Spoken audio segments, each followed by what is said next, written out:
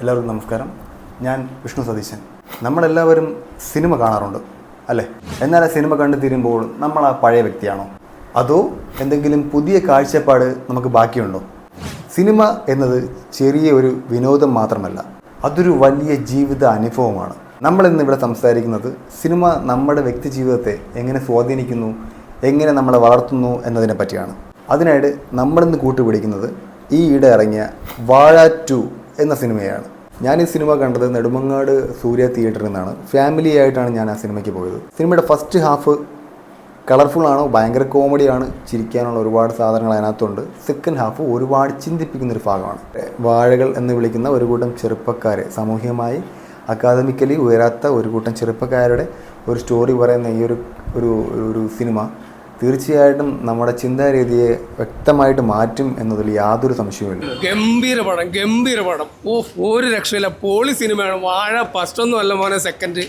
ഇപ്പം തന്നെ നിങ്ങൾ ടിക്കറ്റ് എടുത്ത ഒരു രക്ഷയില്ല, കിടിലം പടമാണ്. നല്ല പെർഫോമൻസ് കാണിച്ച പിള്ളേരെല്ലാം അടിപൊളിയാണ്. കിടിലം പടം. ഞാൻ സത്യസന്ധമായി പറയുകയാണ്, നിങ്ങൾ ധൈര്യമായിട്ട് ടിക്കറ്റ് എടുത്തോ, നിങ്ങൾക്ക് ഒരു നഷ്ടം വരിക. ഈ അവധി ആഘോഷം അടിപൊളിയായിരിക്കും. വാഴ സെക്കൻഡ് ഗംഭീര സിനിമ, അടിപൊളി. എന്തുകൊണ്ട് നമ്മൾ സിനിമ കാണണം?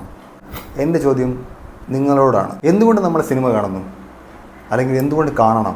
നമ്മുടെ ജീവിതത്തിലെ വലിയ തിരക്കുകളിൽ നിന്നും ഒരു ചെറിയ മോചനം.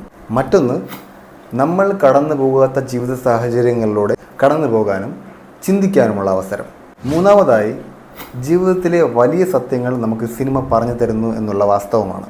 ജനറലി സിനിമ വ്യത്യസ്ത കാഴ്ചപ്പാടിലൂടെ ലോകത്തെ നോക്കിക്കാണാൻ നമ്മളെ സഹായിക്കുന്നു. സിനിമയുടെ ശക്തി വാഴ 2 എന്ന പാഠപുസ്തകം.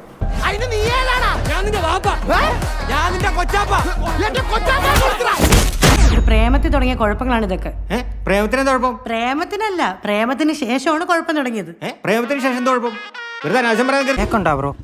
ജോയിന്റ് പിള്ളേര് വല്ലാണ്ടങ്ങ് വളർന്നു. ഇവിടെയാണ് വാഴ 2 പ്രസക്തമാകുന്നത്. അക്കാഡമിക്കലി തിളങ്ങാത്ത സമൂഹം വാഴകൾ എന്ന് വിളിച്ച് ആക്ഷേപിക്കുന്ന ഒരു കൂട്ടം ചെറുപ്പക്കാരുടെ കഥയാണ് വാഴ 2. പക്ഷേ ഈ സിനിമ നമ്മളോട് പറയുന്നത് എന്താണ്? മാർക്ക് ലിസ്റ്റുകളിലോ നാട്ടുകാരുടെ അഭിപ്രായങ്ങളിലോ അല്ല ഒരാളുടെ ജീവിതം ഒതുങ്ങി നിൽക്കുന്നത് എന്ന കാഴ്ചപ്പാട് തീർച്ചയായും ഈ സിനിമ നമുക്ക് നൽകുന്നു. തിരിച്ചടികളിൽ നിന്ന് പഠിച്ച് തീർച്ചയായിട്ടും സ്വന്തം കാലിൽ നിൽക്കുമ്പോഴാണ് ജീവിതത്തിൽ വിജയം ആരംഭിക്കുന്നത് എന്ന് ഈ സിനിമ പ്രത്യേകിച്ച് എടുത്തു പറഞ്ഞു തരുന്നു. ആക്ച്വലി ഈ സിനിമ കാണുമ്പോൾ നമ്മളാരും തനിച്ചല്ല എന്നും പരാജയങ്ങൾ ജീവിതത്തിൻ്റെ അവസാനമല്ല എന്നുമുള്ള വാസ്തവം നമുക്ക് മനസ്സിലാകും. അതാണ് സിനിമ നമ്മളെ വളർത്തുന്നത്. സിനിമയും ഗ്രോത്ത് മൈൻഡ് സെറ്റും.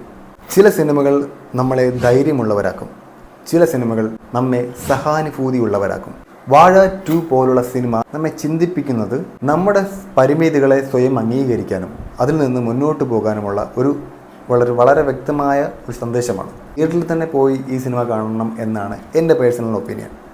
നിങ്ങളത് തന്നെ ചെയ്യണം. നിങ്ങളുടെ പൈസയ്ക്ക് തീർച്ചയായിട്ടും ഈ സിനിമ ഒരു വാല്യൂ തരും എന്നതിൽ യാതൊരു സംശയവുമില്ല. ആക്ച്വലി നമ്മുടെ മനസ്സിലെ ചക്രവാളങ്ങളെ വികസിപ്പിക്കുന്ന ഒരു പ്രക്രിയയാണ്. ഫൈനലി എൻ്റെ ചോദ്യം നിങ്ങളോടാണ്. അപ്പോൾ സിനിമ നമ്മളെ വളർത്തുന്നുണ്ടോ? നമ്മൾ കാണുന്ന സിനിമയെ എങ്ങനെ നമ്മൾ ഉൾക്കൊള്ളുന്നു എന്നതനുസരിച്ചാണ് അതിൻ്റെ ഔചിത്യം. സിനിമ എന്നത് വെറുതെ സ്ക്രീനിൽ തെളിയുന്ന ചിത്രങ്ങളല്ല, അത് നമ്മുടെ ഉള്ളിൽ തന്നെയുള്ള ആശയങ്ങളാണ് എന്ന് പറയാതെ വയ്യ. ഈ ഒരു ഇൻഫോർമേറ്റീവായിട്ടുള്ള വീഡിയോ നിങ്ങൾക്ക് ഇഷ്ടമായെന്ന് ഞാൻ വിചാരിക്കുന്നു. ഇഷ്ടമായെങ്കിൽ തീർച്ചയായിട്ടും ലൈക്ക് ചെയ്യുക. ഈ വീഡിയോ ഫ്രണ്ട്സുമായിട്ടും കൂട്ടുകാരുമായിട്ടും ബന്ധുക്കളുമായിട്ടും ഒന്ന് ഷെയർ ചെയ്യുക. അപ്പോൾ അടുത്ത വീഡിയോ കാണാം. ബൈ.